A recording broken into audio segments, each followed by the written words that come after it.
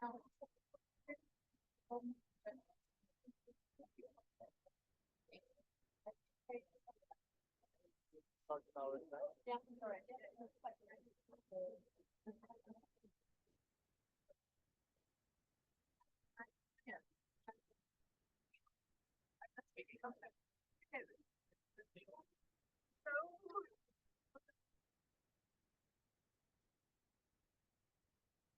gonna call you up. So if you want to sit there next to that would be perfect.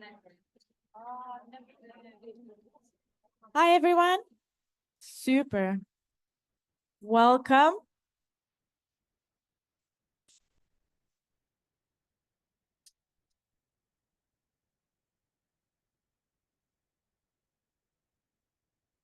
Good. Welcome everyone to this panel on advancing women's leadership and resilient workforce in Ukraine's energy sector. My name is Martina Jara. I'm an analyst in UNDP Ukraine and chair of the UN and NGO Energy Coordination Group in Ukraine. Today, UNDP is launching the report, Gender Equality and Resilience in Ukraine's Energy Sector, Pathways to Transformative Employment and Leadership Amidst the War. You can access it now by scanning the QR code on the back of our brochures here. In this report, we look at the situation before the full-scale invasion with gender pay gaps, underrepresentation of women in the traditional and the male-dominated energy sector. And looking at the situation now, this is changing very rapidly, with more women entering the workforce amid the ongoing attacks on the energy infrastructure. In this panel, we'll discuss how to address these issues by advancing women's leadership and a resilient workforce in Ukraine's energy sector. Of course, we have our esteemed panel. Firstly, I'd like to welcome Oli Bondarenko, chair of Ukraine's Parliament's Committee on Environmental Policy. Secondly, I'd like to welcome Svetlana Sushko, who's director of Reform Support Team at the Ministry of Environmental Protection and Natural Resources. And of course, my dear colleague, Yula Rybak, who's the UNDP Green Energy Recovery Program Manager. We also have both international and national perspectives from entrepreneurs in the energy sector. First of all, with Juliana Onichuk, who's the CEO of Energy Act for Ukraine's Foundation Civil Society. We also have Krista Tsuraki, who's the CEO of energy company InVR. Please join us. As well, finally, and importantly, we have perspectives from the Norwegian energy sector as well, with Eli Munkelin, who's the Director of Innovation in Norway. Welcome.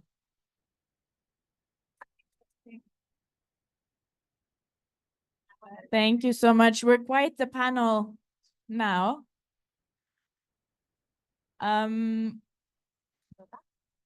while progress has been made, critical challenges remain to increase the gender equality in the energy sector and ensure that we have a resilient workforce now in the war on Ukraine. First and foremost, Oleg Bondarenko, I would like to hear from you. What policies or legislative priorities are being pursued now to ensure the inclusive and the energy transition in Ukraine's energy sector? Dear ladies and gentlemen, first of all, it's a big honor for me to be only one man in such company. It's I understand it's a part of gender equality. And it's an honor to speak with you today on a topic that is vital not just for Ukraine's energy and environment sectors, but for the future of our society as a whole.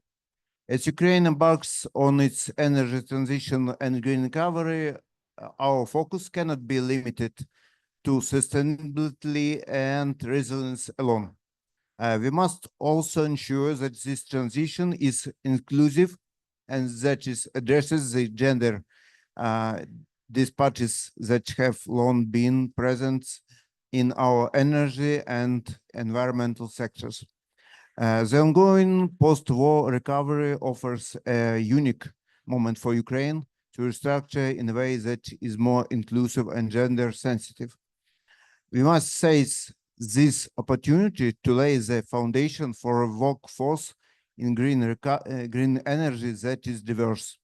This means ensuring that women are fully integrated into every level of our energy transition, from technical roles to leadership positions, and that they have the same opportunities as men to contribute and succeed. Ukraine is committed to aligning its policies with international gender equality standards, including those outlined in the UN Sustainable Development Goal, which calls for gender equality, and Sustainable Development Goal 7, which promotes affordable and clean energy.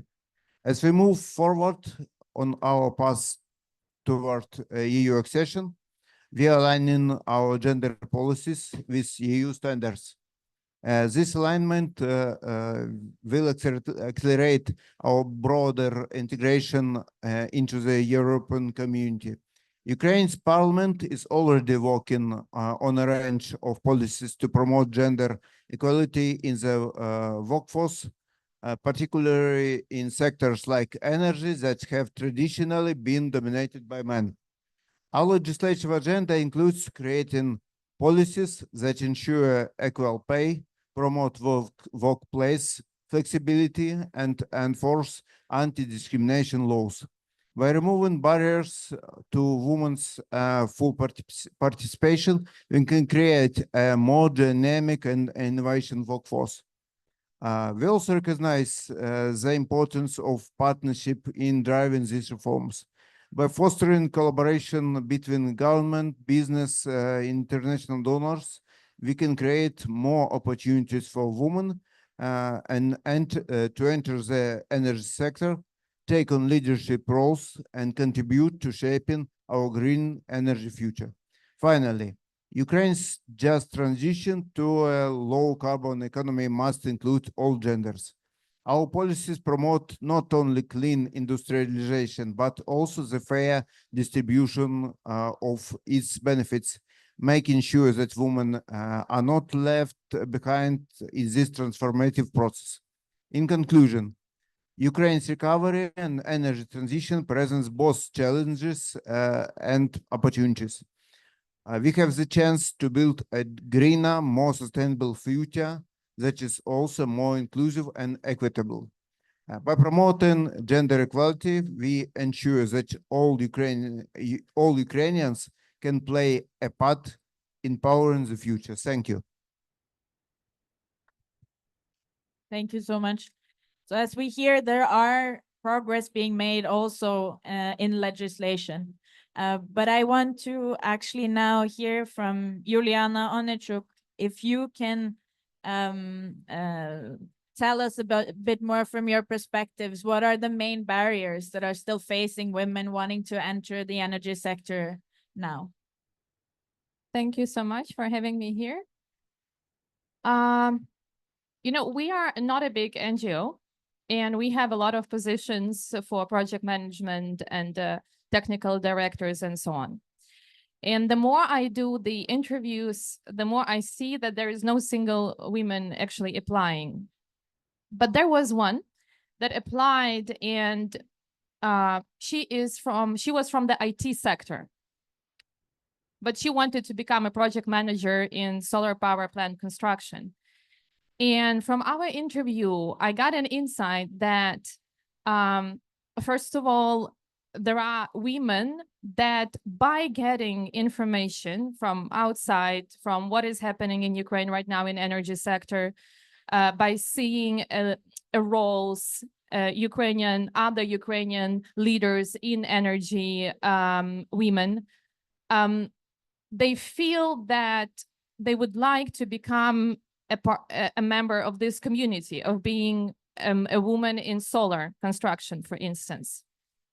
And one of the barriers from that that I gained is that it's not enough awareness at the state level, at the country level, at schools, at university, everywhere, advertisement. If we see a board of construction of solar power plants, we always see their men. It's very easy. It's also about marketing, right? So there is not enough information at all levels that, first of all, this sector is open to all. This sector has a lot to propose in terms of professions, and it's not necessarily that you have to be an engineer. I'm not. It is also to show that it is possible by creating a community and showing that actually this sector is growing. So, and raising an awareness was always about renewables was always a barrier, not only for women, but generally for the population.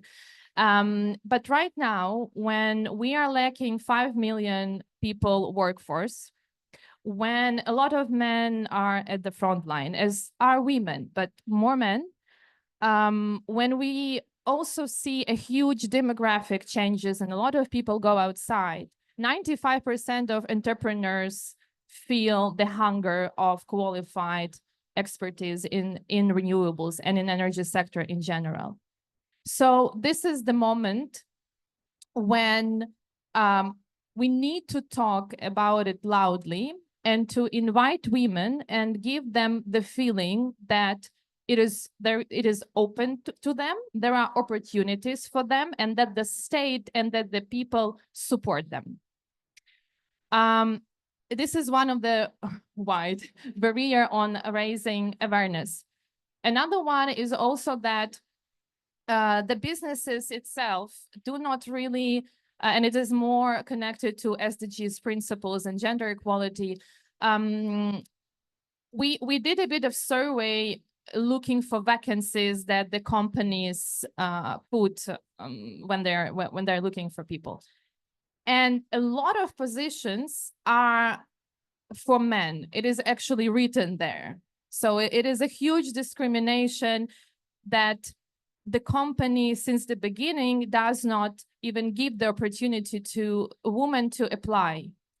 And we only found 5% of 100 vacancies that were non-discriminatory that women could apply. So this is also, we also need to work heavily with businesses on not only showing, not only to be open for the vacancy so that women decide whether she wants to apply, because it's definitely not the woman who decided to do so. And we also need to, you know that there is a 20% gap between, it is a general number, 20% gap in salaries between men and women. But actually, the truth is that when women and men get the position, they have usually the same salary. In Ukraine, you would hardly find anyone, me personally, I was never faced a difference in salaries with men. But what happened next is when there is a second stage of growth of the career, here, only 20% of women that were the same level of men get the growth up. So that in the end, only 15% of women in the energy sector have a top management positions. But since the beginning, it seems like everything is equal. The problem started when there is a time for growth, so that men grow more. And so this is a huge barrier. We need to work with the businesses more, implementing the non-discriminatory measures. And also support women right now. And this is the barrier that is definitely connected because we have war, is that a lot of women are, they lost their husbands. So psychologically, emotionally, without the support, they will not be able and they will not be keen to choose and switch to a new profession, especially in energy sector. So we also, it's a very systematic approach, but we also need to give them maybe short courses flexible educational courses on renewables. We should, as women, as men, support them that they can do it. But also at the same time, businesses should give this flexibility of on how much time women can work from home or being with kids or come with kids to the companies, because otherwise it's too much on their shoulders. Yeah, I think I said the same because we have a limited time. Thank you so much, Juliana. We will definitely come back to you as well. You provided some very interesting numbers and perspectives here. And I think I would like to segue a bit now to a Norwegian perspective first, looking from the from your perspective as Director of Innovation Norway, dealing with a lot of companies, many of them in the energy sector. What is your perspective when you're hearing this and thinking of the current status and the progress, perhaps in the Norwegian context comparatively? Thank you so much for inviting me here. At the moment, my colleagues are present at Rebuild Ukraine, where we have a pavilion that our Ministry of Energy actually officially opened today.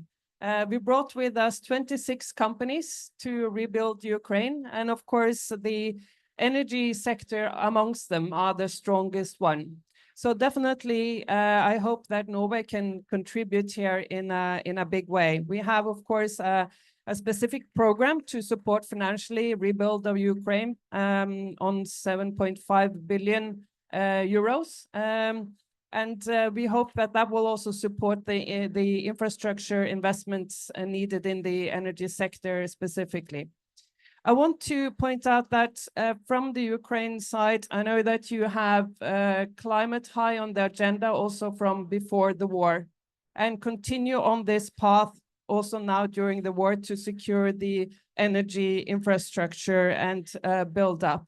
And this is important, I think, in relation to Norway, because we are very well known for having a very strong renewable energy sector, both hydro, but also now on solar.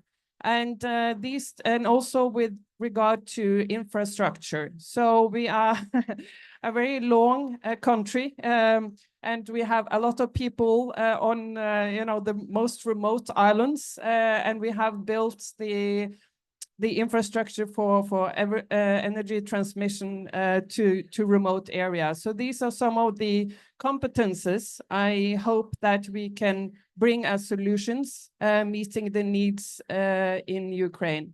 And of course, when we look at the energy sector in Norway, strong on renewable energy, I know also that, of course, Norway we're known for gender equality. The energy sector in Norway is, of course, male-dominated, as in many places, but I think to a much less degree. I had to Google the numbers because this is not my topic of, my best known topic to me.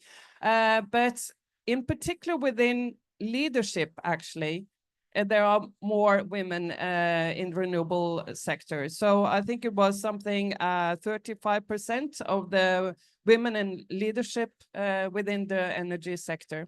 In total, between 20 to 40% are women in the Norwegian energy sector.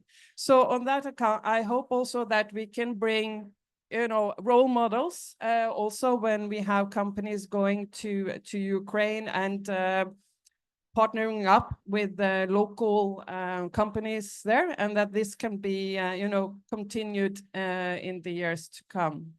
Maybe I just want to explain maybe 2 words about what Innovation Norway are. We are a trade promotion organization owned by the government to support Norwegian companies, both to grow in Norway, give them financial support within innovation and green projects, but also when they need support to go internationally.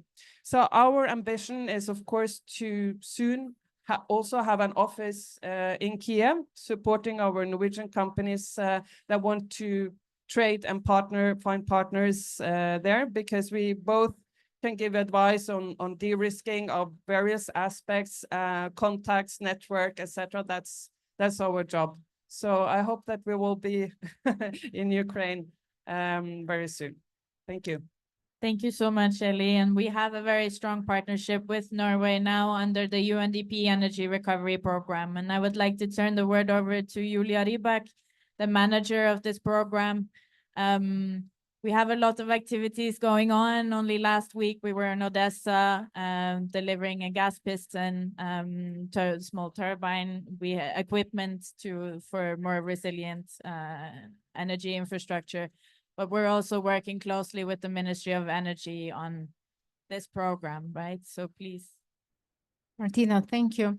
Thank you. First of all, again, I would like to say that I'm very delighted to be with you on this important topic. Yes, we are mentioning now Green Energy Recovery Program, and I would like to highlight that within our program, we have now a portfolio with 442 megawatts, and we are very proud that this capacity is exactly to ensure winter season.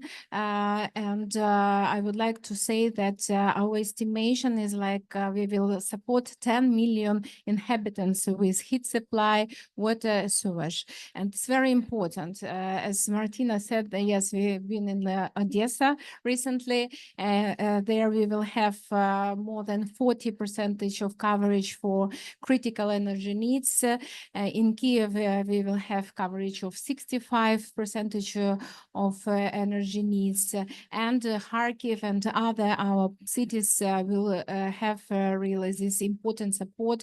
But this support is like emergency response to wartime, and it's needed. But our program is actually focused on green recovery. And I would like to emphasize that here at the Ukrainian pavilion, we heard very, very important strategically and ambitious messages from Ministry of Environment, from Ministry of Infrastructure, from members of Parliament regarding the green recovery targets. And it's important to note that in spite of wartime, Ukraine is extremely resilient and have its commitment toward climate neutrality goals. And within our program, of course, we will keep on track with green transition, renewable energy support, and what is important, gender equality. It will be in the focus as well. Sure, we will have this focus with regard to, again, green recovery. Yes, because for us, it is extremely vital to support women, women leadership, women in business, what Uliana mentioned, that is needed, but would be needed to do it in the perspectives for green recovery projects implementation, because we understand that the war would be finalized. We will have our victory. Let's hope for that as soon as possible. And we need to consider who will do this recovery, who will implement these projects. And the core initiative that is needed, of course, women that should be trained properly to make this installation of solar panels and all other important project implementation activities. In that case, we will launch under Green Recovery Program Women Leadership Program as well, and we will have several outputs. One of the outputs will cover exactly what I'm telling now, trainings, capacity buildings, very important programs that would enable women to apply and to receive needed knowledge in order to proceed with such important activities that is needed for reconstruction of energy sector. Also, what is important to mention, mobilizing of investments, mobilizing of financial resources, that is critically needed in energy sector. And here we would like also to focus in our program on that, and to have such an output under Women Leadership Program where women could apply for for any project that foreseen financial support, grants, loans in order to open, for example, some business or implement a green project. And our team would support exactly these initiatives with the expert advisors, with their support from the beginning to the implementation phase of the project. And the third, what is also important to mention, due to wartime, you know, there is such a big pressure on the staff. For example, if we are talking about ministries, it's extremely difficult to be resilient and focused on your activities when all the time you have these red alarms. And here we also would find a solution. We will provide such kind of a workplace, resilient workplace, kind of a shelter where people who are working in the Ministry of Energy could continue professional activities, but in safe zone that is, again, always targeting on resilience and green transition of energy sector. So that will be also one of our outcomes within the program. So it just briefly, but I would like just to say it is very important that we all are staying resilient and united, and I'm quite sure that gender equality already more or less in place in business sector. It should be really should be enhanced, but on government level, I would say that we have really high now level of activities and leadership of women. We see a Minister of Environment and deputies, members of parliament, extremely active women. So I think here we have good progress within the wartime. But anyway, we need to continue and support gender equality, and UNDP within Green Recovery Energy Program will do all the best for that. Thank you. Thank you so much, Julia. You have also been in the energy sector as a very strong woman for a while, so I might also ask you later to reflect a bit on those experiences as well. But first of all, I would like to turn the word now to Svitlana Shushko. We've heard now some of the progress on legislation, on policy, and on programming, implementation, and the activities to advance women's leadership, but also increase the resilience of the workforce in this very difficult sector to work in now. If you could reflect on what are the most significant gender-related goals or policies now, how these are being integrated into policies for long-term low emissions and otherwise. Thank you. Thank you so much, Martina. First of all, as we are here on COP, I would like to start probably that climate change influence differently on men and women. It was already proven, and take into account the accessibility to resources and some less possibilities, for example, to use energy and water resources and all other issues which might bring the influence of climate change. From that on, we need to understand that policies need to be reviewed, and this certain influence and impact of climate change on each sector need to be reflected in legislation and later in implementation, taking into account gender sensitive approach and also the inclusion for everyone.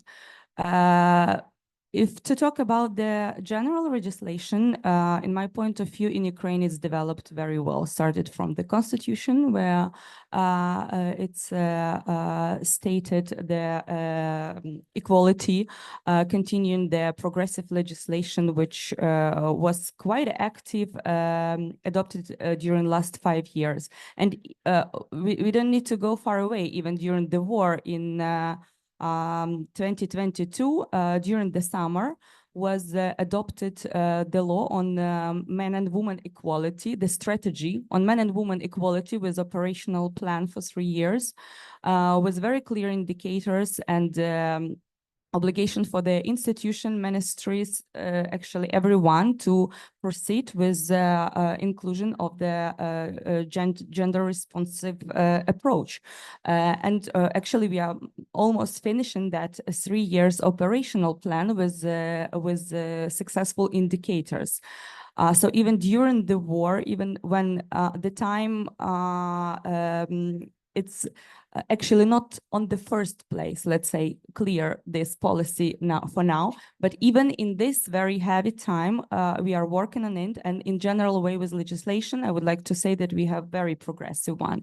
We also following very well with the international obligations, and here within the COP negotiation process, it's going on the negotiation on the Lima work plan under UNFCCC and also the GAP gender action plan and its implementation.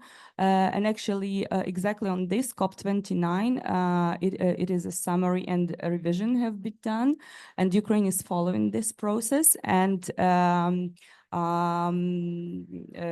the new synthesis report is issued, and this program actually will be continuing during last 5 or 10 years. It's now under discussion, and I hope Ukraine also will have quite active position in it. But there is a big gap if to go to legislation, in my point of view, in the sectorial approach. When we were doing the analysis on the gender approach for LTLETs, long-term long emission strategy for Ukraine, which covers, first of all, energy sector, which we are talking today about, transport, building, waste management, agriculture, and some others. We found out that not in all sectoral strategies and even important documents of Ukraine, it is included, or even just I don't know, a little name of gender sensitive approach. Actually, I found it only in energy strategy, which is not publicly available. So I think that definitely need to be reviewed, and some efforts should be put in that direction, maybe with a revision of the strategies to put that perspective in correct way. And also will be what we identify that also now the framework or very important framework laws, draft laws, should be also contained already in all that sectors, some kind of interactions with the gender response, and also with the inclusion, together with a climate approach. What we else found out as a challenge, but also a possibility to improve it, it's data collection, because unfortunately in Ukraine is a lack of aggregated data, and also data with understanding how many male or female were participating in different processes, and also connected with work, and also even information which we can get on the official website of statistic. It's just not enough to make a really evidence-based decisions and start discussion to find out gaps and how practically we can help in this or other sector for women empowerment. The other challenge which we identified was about the participating women in formulating the policy, but also in fair sharing of the benefit of that policies. In many sectors at that level, we have a lack of women, first of all, acknowledgement, second, involvement, third, just even a simple understanding why would they do that. So even on the beginning of the process, they don't understand which benefits they might have. Obviously, they can't fair share of the results of that. So this also need to be improved. And the last one, which for now I can remember, it's probably about the monitoring of the implementation of this gender responsive approach, as not everywhere, not the same solution are good for everything. I mean, we found out excellent examples, practical world examples of women empowerment for the sector in agriculture, for the sector of transport, energy. And this example, which already shown how many people found work, how many people have been retrained, how many people found a new solution for themselves, or even start to lead some kind of process, they are quite different from country to country and from sector to sector. So in that analysis that we did, actually we put 5 the most relevant for Ukraine interesting cases, which we can just implement through the development of long-term LTLADs, the strategy of Laura mentioned.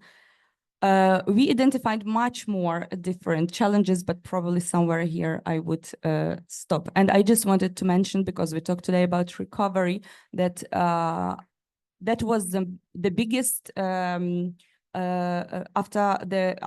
in 2022, after was developed the first draft of recovery plan, which was introduced in Lugano and discussed there. It was the biggest number of comments from international partners about the inclusion of this gender and inclusive approach. So after that, it was reviewed and included. And in Ukrainian facility plan, it's already very direct interconnection and included.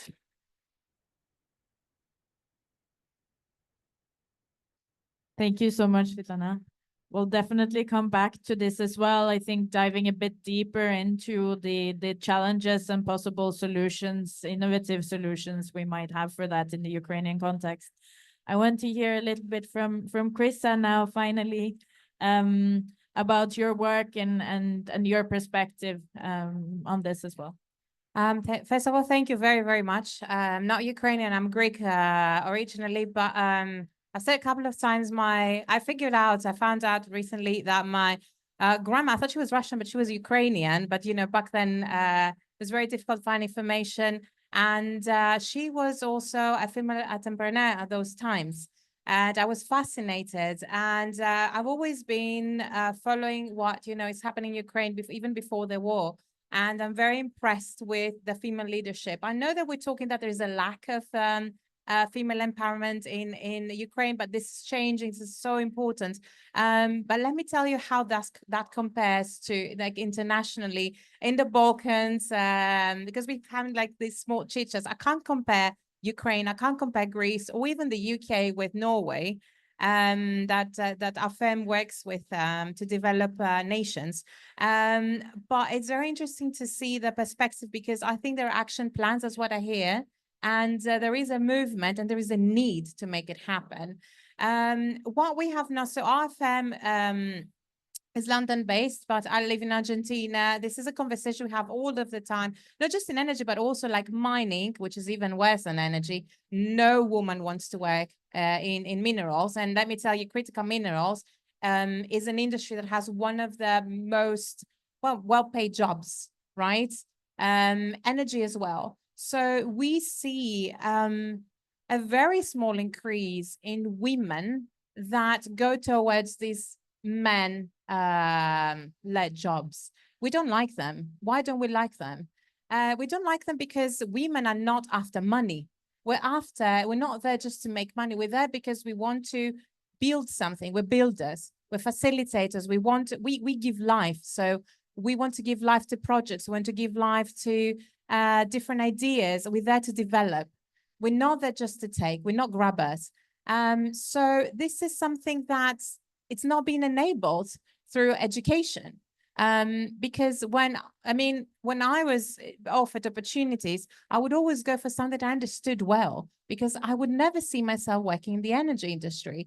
So what about communications? You know, what about secretary? What about, and we talk is something that we touched on, like, yes, we do have women that work in the energy sector, and the percentages going higher and higher, but they're not being empowered to go into leadership. Why? It's because we don't like it, because we are not aware of it. We're not familiar with it. So we don't really want to grow into that sector. And we find it difficult to penetrate also because we don't have role models. So how can we build those role models? This is very complicated. It's something that we have studied in our company. I'm looking at Madalena sitting right there. She's our CGO. Our company is female-led, 60% female-owned.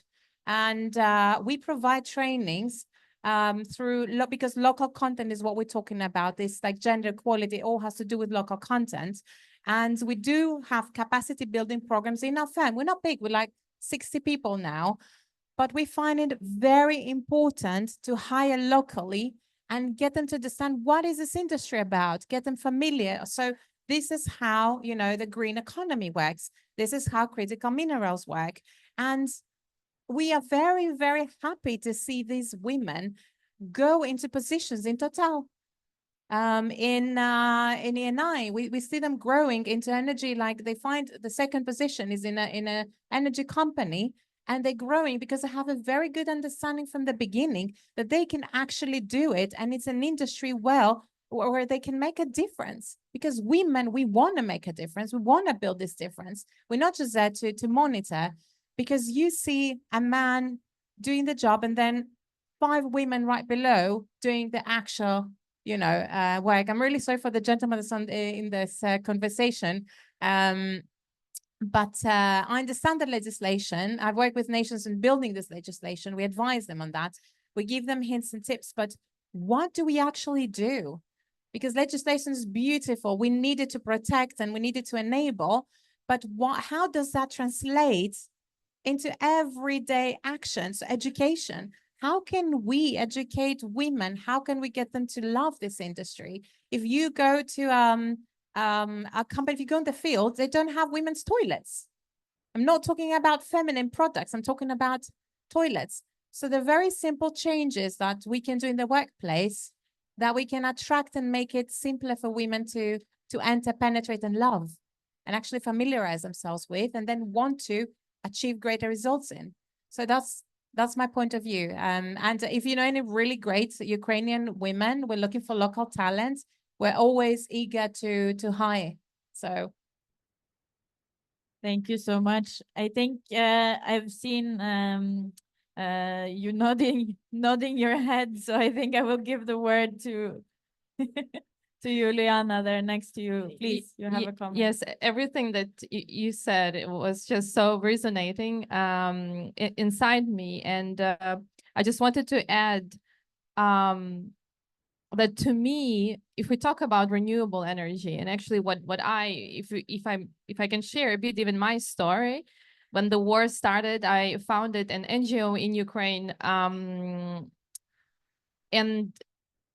I said today that the energy system was not destroyed at that moment, but the very fact of creating something that ensures life was the biggest motivation for me to actually build solar power plants for schools and children's.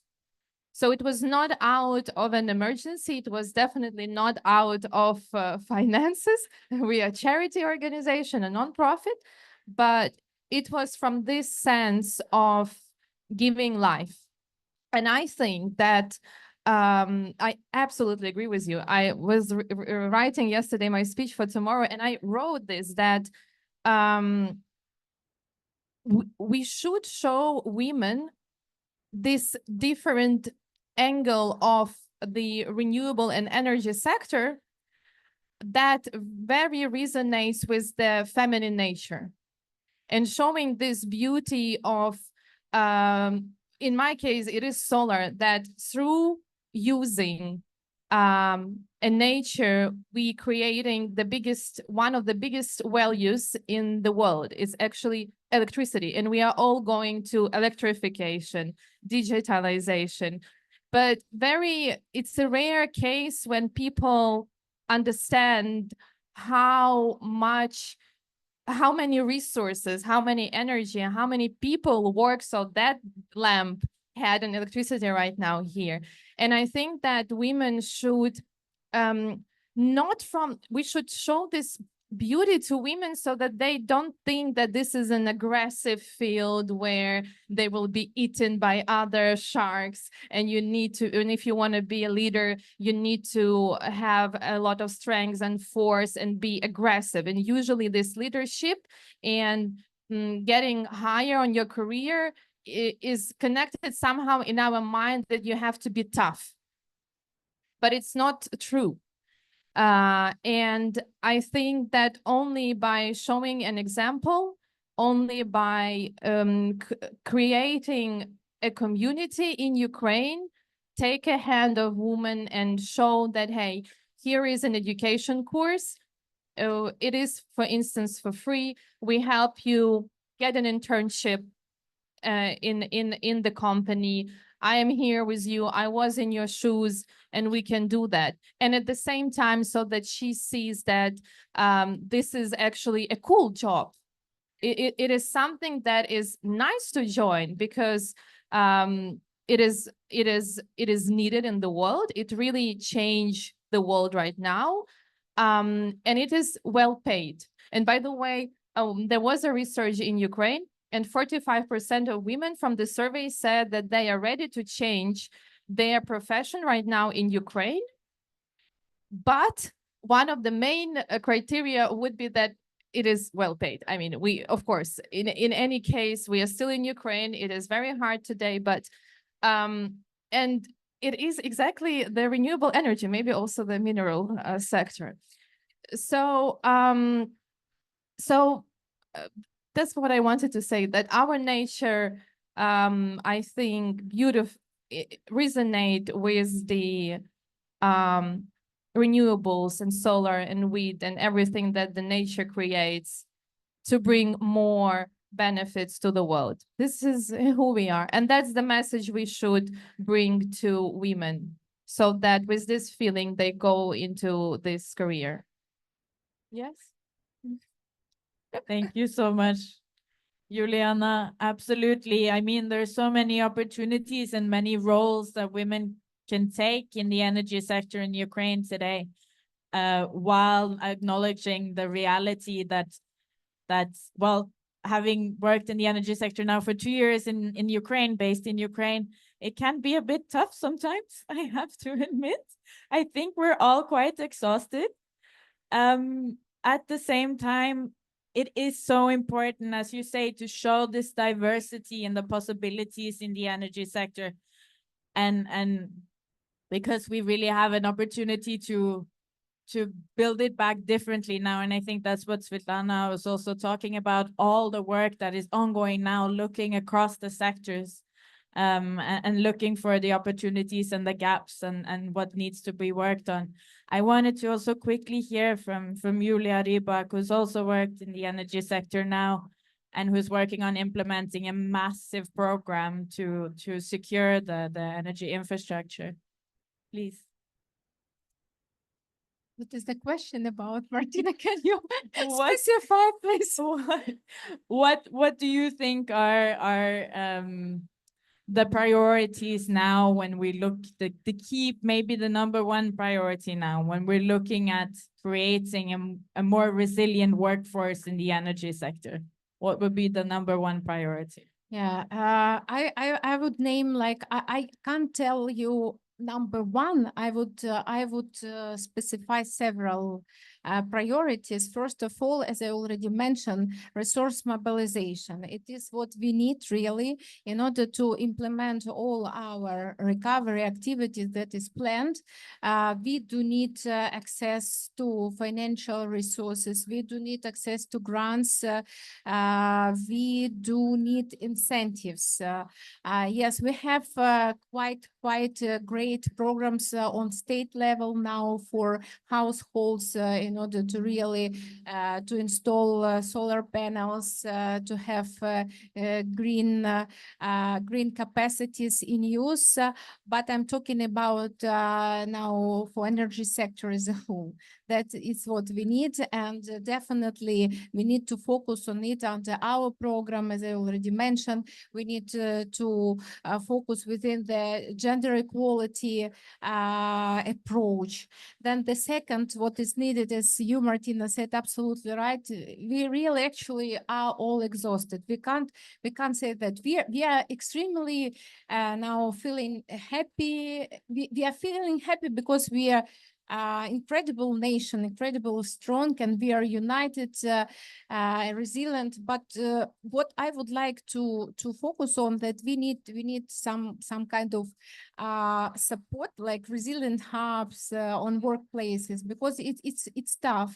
And now would be good to consider exactly for women, for all women on all levels, national level, local level, in business sector, civil societies, because we are now fighting on not on battlefield, but on our I would say energy sector resilience and recovery. Yes, and would be good to consider such kind of resilience hub, some kind of support programs, emotional support, whatever it is possible to create, that would be really needed as well. Yeah, and of course, as always, trainings that is always needed. Now requalifications, that three I would say steps that I think we need to consider under our green energy program as well. But not only our program, we need united community and support on all levels, yes, in order to implement all these ambitious goals that Ukraine has. Thank you. Of course you can, Juliana. You know, I think that what we are going through right now, it's the same what happened after the Second World War. And even when I analyze my thoughts and my actions now at work, I already see that I took a decision that like this rebuilding process is kind of on my shoulders, right? So this is the point when women understand that they don't have enough men, or because they're losing brothers, fathers. So this a feeling of family, a feeling of support. And this is the moment when psychologically women decide that they have to be even stronger, and they need to, and that we need to, we do it automatically, we put it on us. And that can cause the same, it's like the circle that can cause the same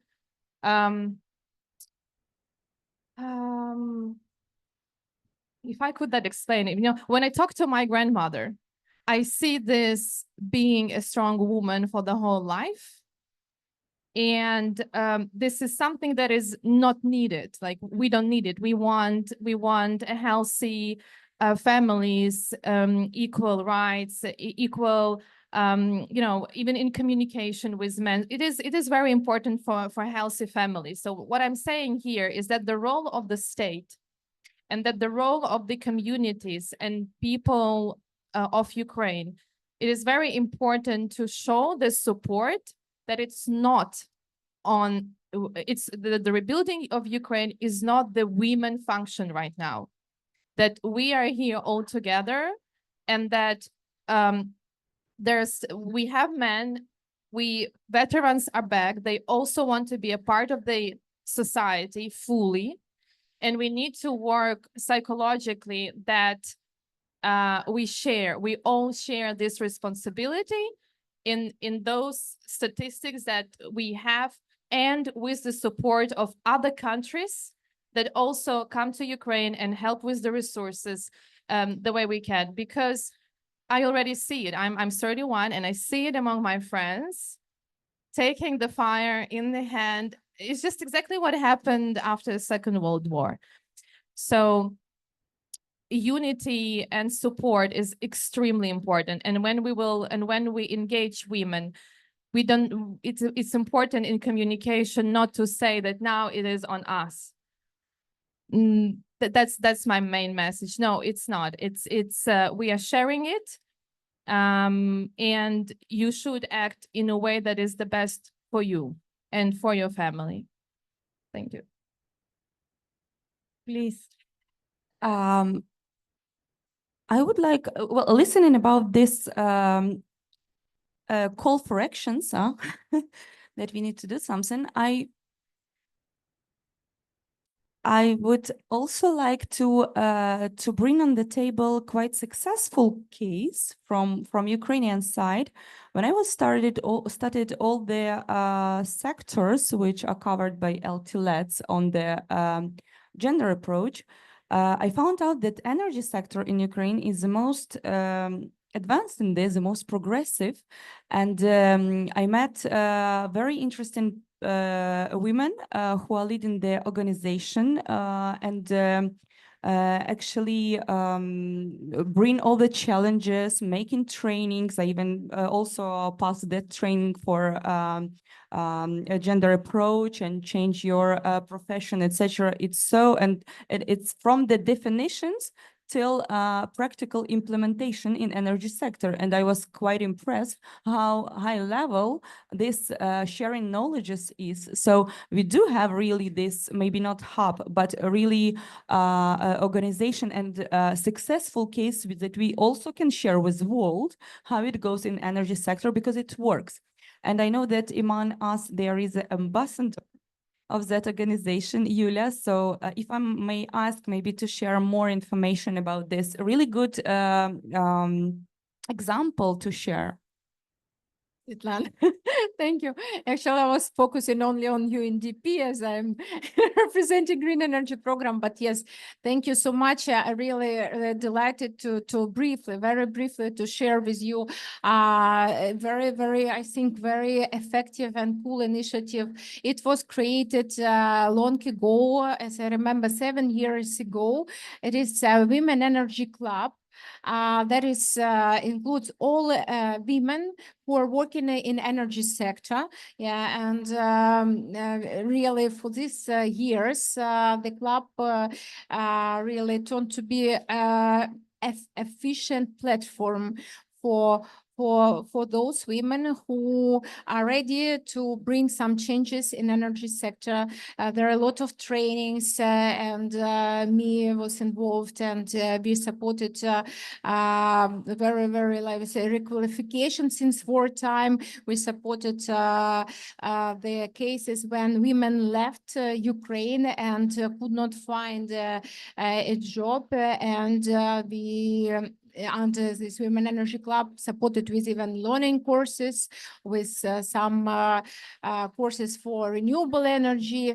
I remember hydrogen qualification trainings were provided. So I think that I really impressed Svetlana that you're raising this great example how in Ukraine we already have such a platform that function, and it's united. It is united like within the government sector, with local authorities, civil societies, all representatives there, and active business representatives. So it's something great, and I do hope that we under UNDP also would consider some collaboration, some lessons learned, and we will be united all together.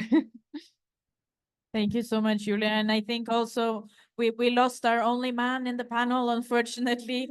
But I think that maybe reinforces the fact that we also need to include men in this conversation. The inclusion aspect goes both ways, right? So it's critical to try and establish these platforms that are actually where we discuss together the challenges and find solutions to those challenges as well together.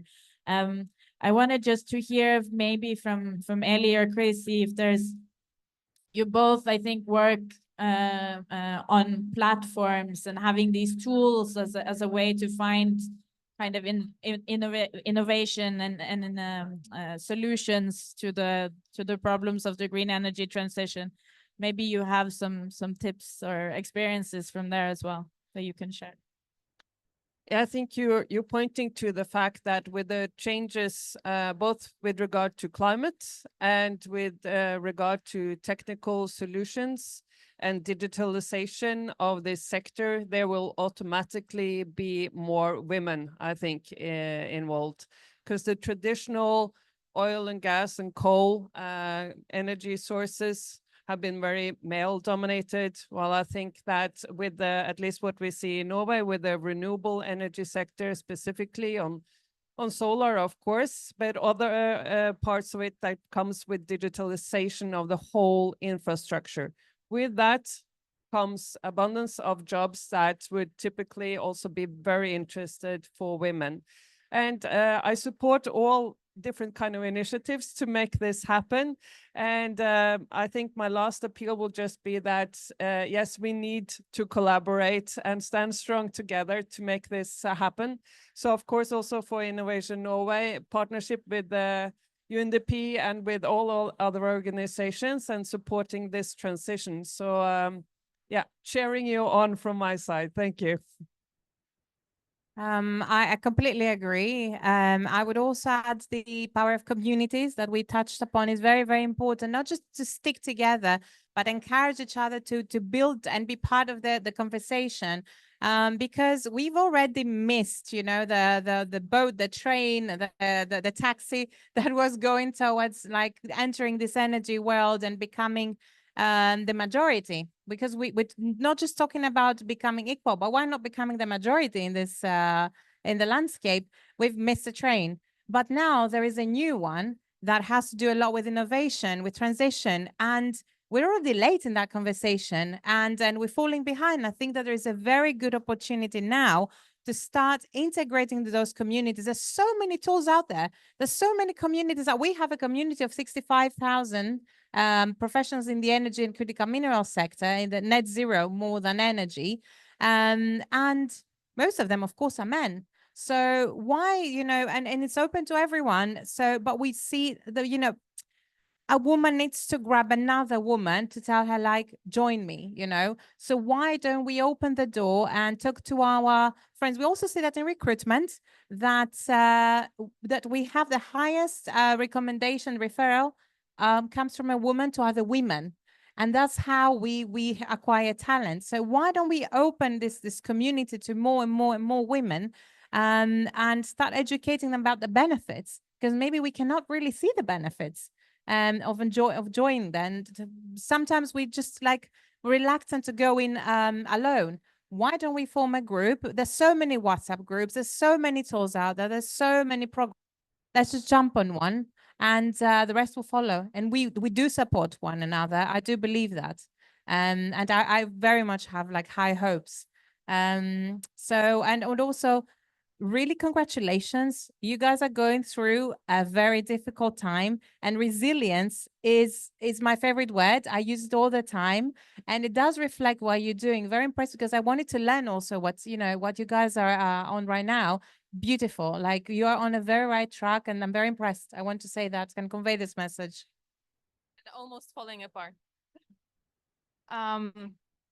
I just wanted to add a bit that in our NGO, this year, we launched a survey last week where we want to explore what are the reasons and what are the challenges that women from different professions just don't choose this, don't choose energy sector or renewable sector as their career path. There were no fresh surveys going on, and we do it in order to see which particular areas, what are the particular reasons we need to work with when we start our educational course for women, how to become project managers in solar construction in Ukraine, where we also want to add this woman empowerment, maybe leadership course, working with other psychological, emotional challenges that women have potential, but is not ready to open it in this specific career. Just another remark from me is that I think that the more mature society will be in Ukraine, the more problems and why we have such a big gap in energy will be solved on their own. Because most of the men that work right now in energy sector, because it's engineer and traditional sectors, they were taught at Soviet Union time. And that was the time when it was only men going basically to even to universities. So at that so we are now my age. I am dealing at work with men that were studying and were working for most of their life in different environment. It's like our grids and Obelenерgo. And also when I was constructing solar power plants, my main problem when I was 27 was how to make them respect me, because being a manager and finance the project is not enough. Because for men that are now 60, 65, 70 and more engineers, in their the way they see the world, woman just is not there in energy sector.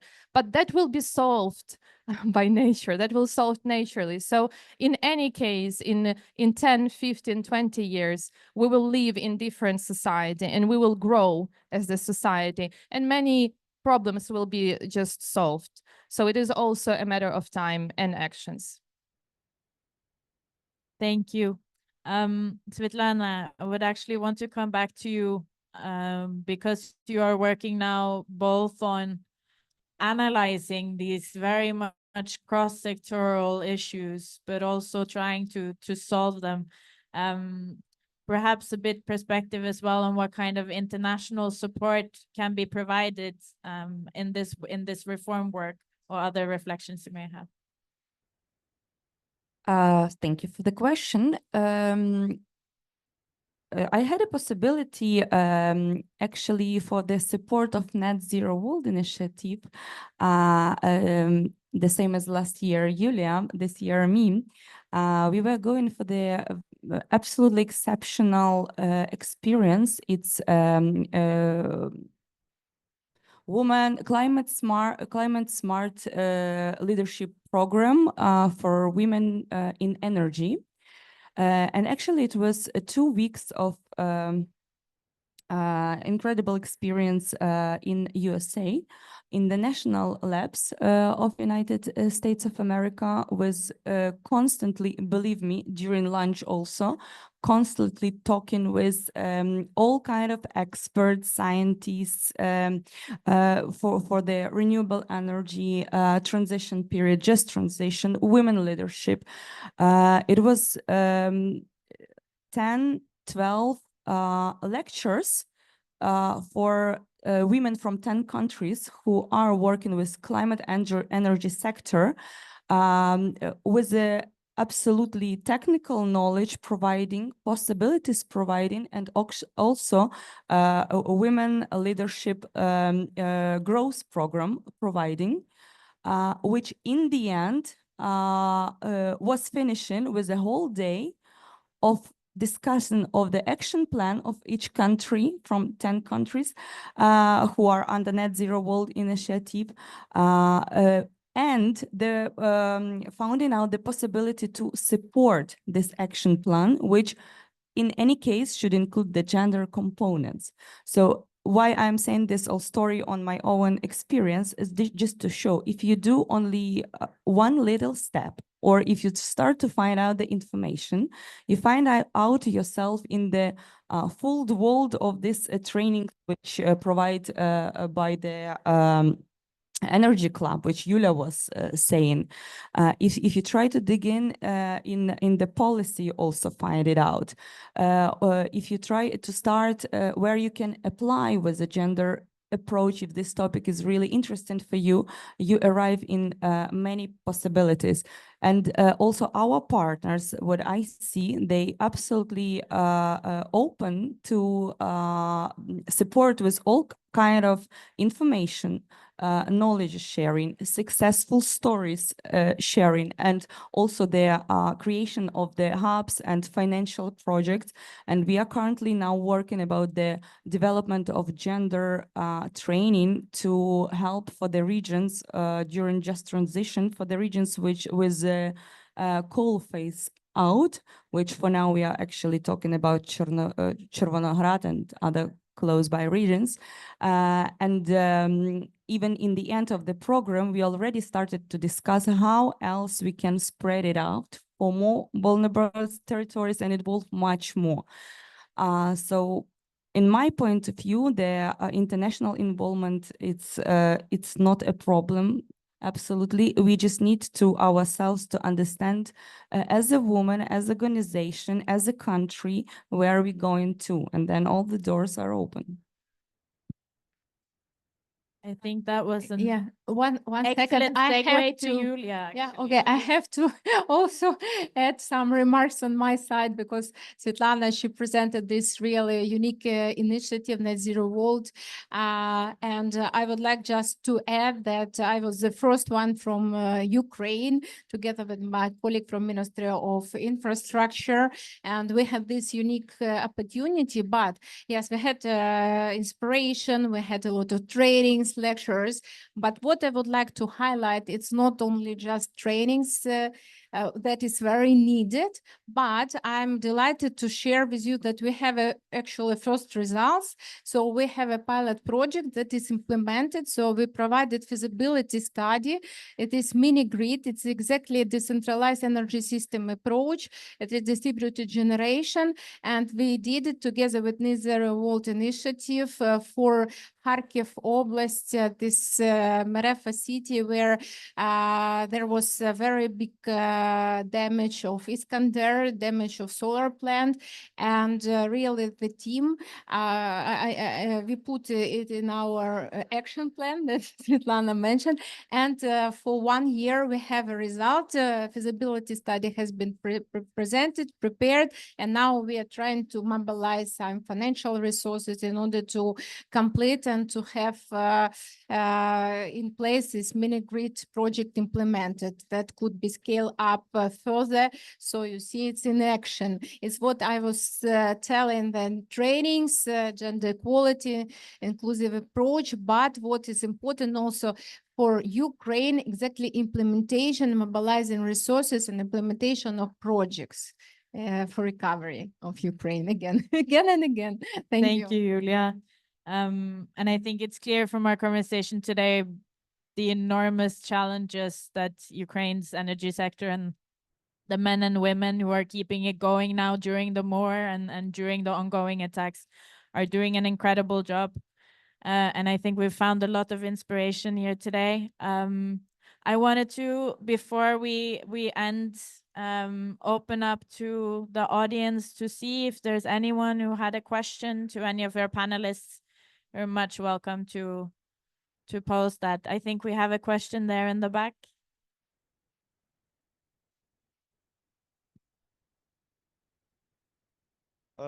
Yeah. So given the significant disruptions caused by the war, what innovative models of collaboration between government, industry, and civil society can help ensure that women's voices shape the future of Ukraine's green recovery?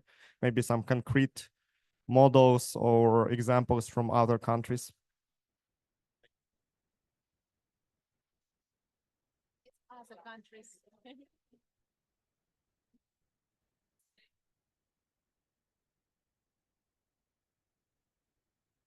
I think maybe Yulia.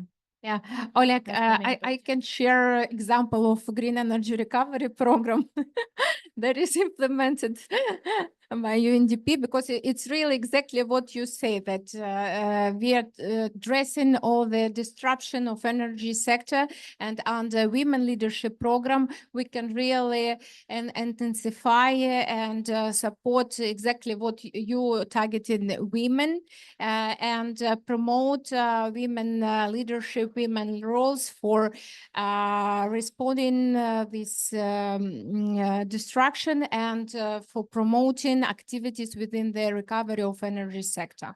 But would be great, but it's in Ukraine what we are doing under UNDP. Would be great really to listen from other countries what it could be done, not only under UNDP frame. I guess that's me then. Yeah, innovative, I'm not sure, because one example that I know that is not only being implemented in Norway, but also in Africa in collaboration with Norway, actually, is a program called Female Future. And the reason I know it well is because it's been continued for year on year, because it works. So there's a programs, I think a lot of them are here still not because they're innovative, because they work. And I think that's what we really need. There are so many initiatives that are new and upcoming as well that I applaud. But looking into Female Future, for example, whereas you have mentorship and network opportunities and platform to discuss, challenges that you face as women, as well as having the role models. And in Africa, where I worked for several years, we've been one of these programs, we have particularly targeted the energy sector. So yeah, I guess my suggestion is to look into old programs that work as well as new ones. Thank you. Exactly. And Germany, I think, has a very innovative program where by 2030, I was with the ministry on a panel like this, and but they're kind of failing. So I think, again, I will go back to this, that we need to not look into innovation. We need to look into pragmatism, and we need to look into communities and old-fashioned ways that actually work, because they've been affected, they've been around for a long time. We just need to be consistent, resilient, and pragmatic, and have data and expectations and measure and understand where we failed or what else we can do to improve. I think it's like the old traditional way. I completely agree. But there are countries like in the European Union that we can look up, but again, some of them are really failing.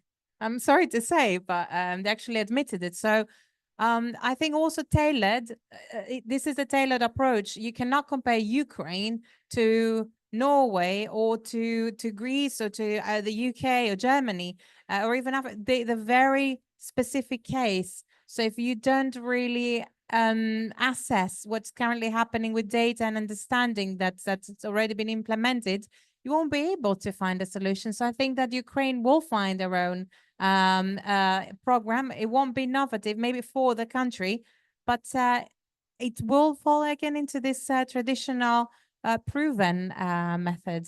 I think it's very simple.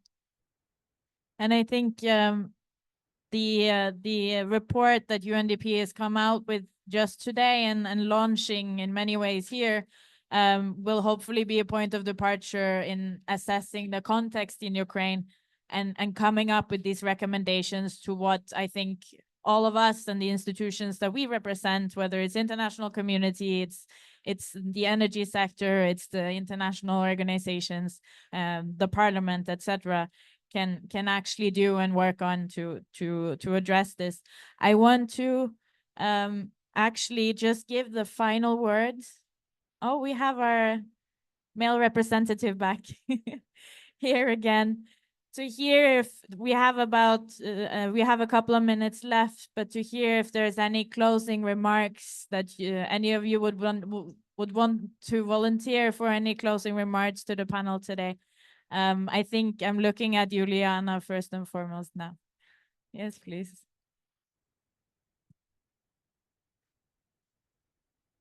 something to add what has been already said.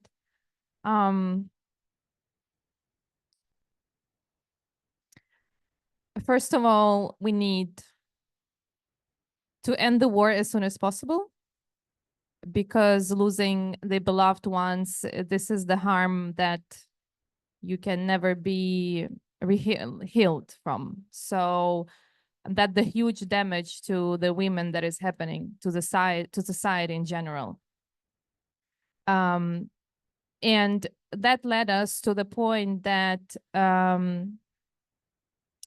we need to show up those women that are doing things, those women that are working in a sector.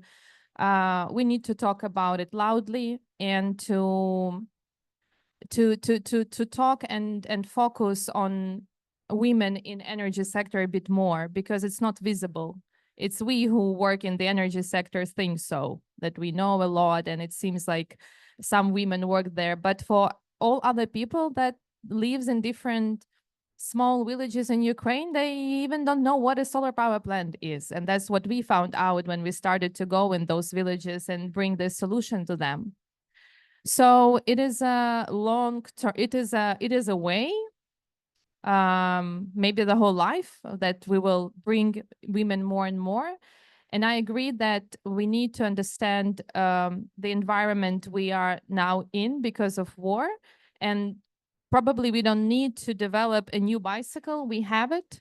So I think we just need to unite and think, even us, even there are 3 representatives from Ukraine, and just think, what can we do with the first steps quite easily, where we don't need a lot of finances, that we unite and that we can show our voice, so in order so that other could hear and they feel the support. Support is now the most important action that we need to do at this time, I think, in Ukraine.